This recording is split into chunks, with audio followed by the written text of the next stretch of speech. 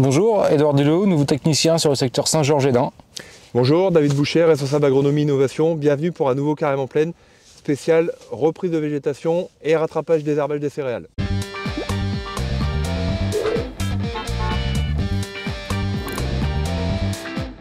Vous le voyez à ma tenue, c'est pas encore la grande chaleur, je revendique tout à fait d'être frileuse.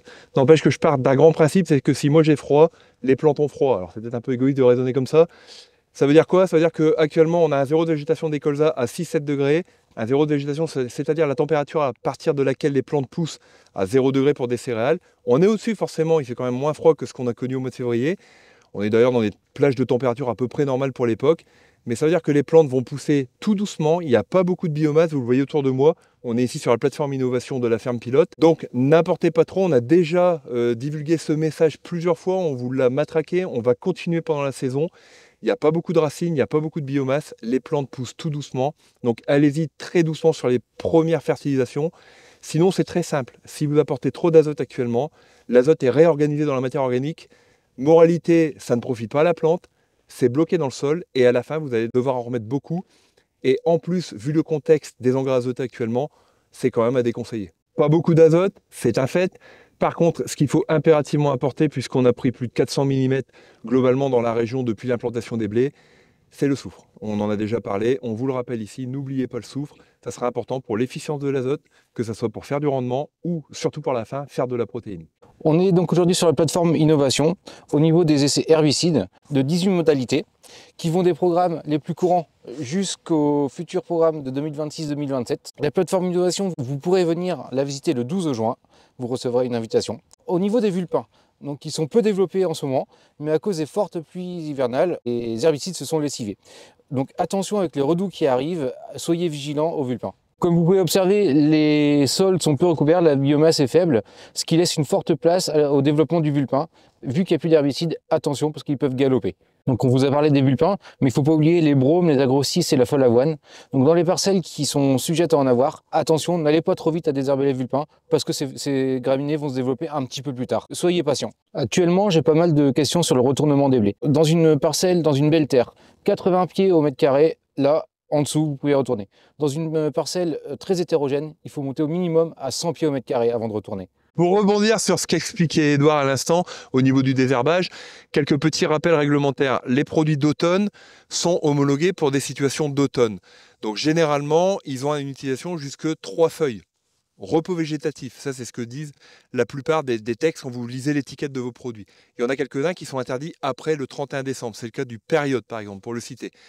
La plupart quand même, vous regarderez, c'est jusque repos végétatif, 3 feuilles. Ce qui fait que globalement, si vous avez des dernières parcelles, soit qui n'ont pas été désherbées, soit qui ont été semées tard, vous avez tout à fait l'opportunité d'aller les désherber avec vos produits d'automne classiques, flufénacet, diflufénicanil, prosulfocarbe, chlortoluron.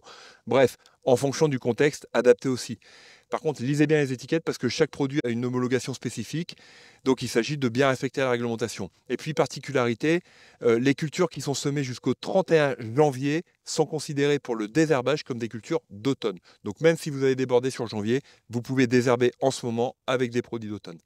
Par contre, comme les vulpins et les raies sont sans doute à des stades qui sont partis un petit peu, 2-3 feuilles, talage parfois, on a forcément de la résistance par détox qui s'est mise en place.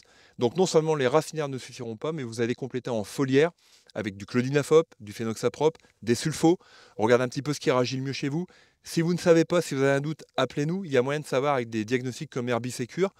En tous les cas, puisqu'on est en résistance détox sur des adventices qui ont déjà un certain stade atteint, il va falloir des doses minimales et puis de l'adjuvantation, c'est-à-dire de la très bonne qualité de pulvée. Et puis dernière chose, parce qu'on fait quand même tous la grosse erreur de se focaliser sur les raies gras et les vulpins. Alors c'est vrai, c'est la première problématique aujourd'hui et elle ne fait que monter et ça ne va pas ralentir de sitôt, malheureusement.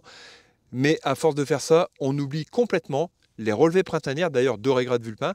Vous savez, quand vous êtes intervenu en octobre et qu'il est tombé 400 mm de pluie, depuis, il n'y a plus rien dans le sol, donc il y aura forcément des nouvelles relevées. Première erreur, pas s'en occuper, penser que les champs sont beaux et tout ira bien.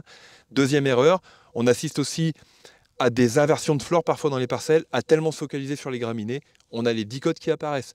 Donc n'oubliez pas les dicotes. Par contre pour ça, on va y aller tout doucement. Il fait encore frais. Les euros de végétation des dicotes sont plutôt vers 6-8 degrés. Donc on attend que les températures remontent. Et là, on va les gérer en bonne condition. Merci Edouard pour ces explications très riches. Merci David pour ce tour de plaine. Donc si vous avez des questions, vos techniciens carrés sont bien évidemment présents pour vous y répondre. A bientôt pour un nouveau Carrément Plaine. Pour rebondir, t'as vu, j'ai pas dit alors. Alors. Alors. Quel con.